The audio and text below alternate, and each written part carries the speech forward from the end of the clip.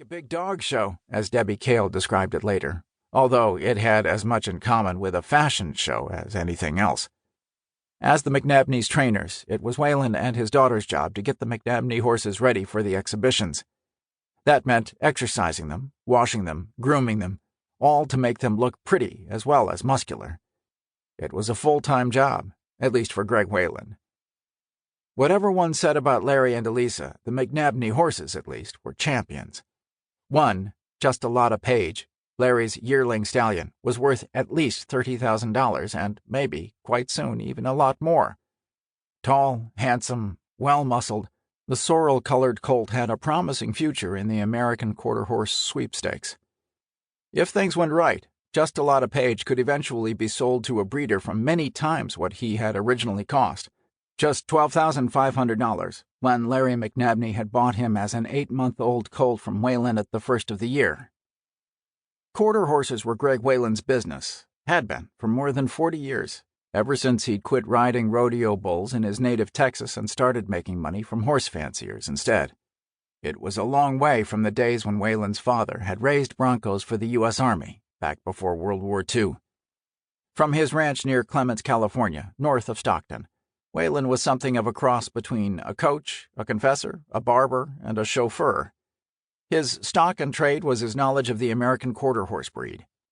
Greg bred the mares, picked the foals, raised them, trained them, then groomed them, mostly while acting as the agent of a steady stream of paying customers who formed the backbone of the horse show circuit. People, for the most part, with a superabundance of both time and money, and an animating interest in displaying both. Exhibiting an American quarter horse wasn't for either the faint of heart or the weak of pocket, as more than one trainer like Whalen had pointed out to a would-be client. In a sense, participating in horse shows was a bit like owning a large yacht. If you had to ask how much it cost, you couldn't afford it. A serious exhibitor, like Larry was turning out to be, could easily spend $100,000 in 1 year on obtaining a horse, training, board and care, veterinary fees, transportation, accommodation, and entry fees. And if the horse was a dog, so to speak, the money could never be recouped. Whalen had known the McNabneys for about 3 years. Larry, he knew, was a big-time lawyer from Nevada who had made a pile in personal injury lawsuits, mostly in Reno. Elisa, almost 20 years younger than Larry, was his 5th wife. She was the one who handled all the money. As Elisa had explained it to Greg's daughter, Debbie, Larry didn't like to be bothered with financial details. That was her job. Larry's income, when it came in great gushing gobs, Elisa had explained. It was the nature of the business of representing clients in personal injury cases. Feast or famine, as Elisa put it. Money would grow tight for a bit, then, wham, in came a huge settlement for some lawsuit, and the coffers would be filled to overflowing again. It all depended how fast Larry could make the insurance companies settle up and for how much. Still, it didn't seem to Greg that Larry was practicing much law these days. Ever since Greg had sold Larry Just a Lot of Page on January 1, 2001, Larry had spent most of his time, and a lot of money, showing the horse. So far, Whalen and the McNabneys had been pretty much all over the West with the prized animal.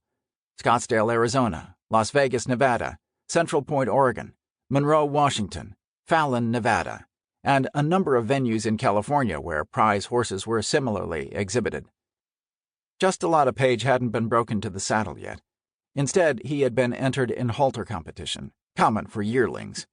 This was where Larry, or Greg himself, simply led the colt into the center of the ring by means of a head halter.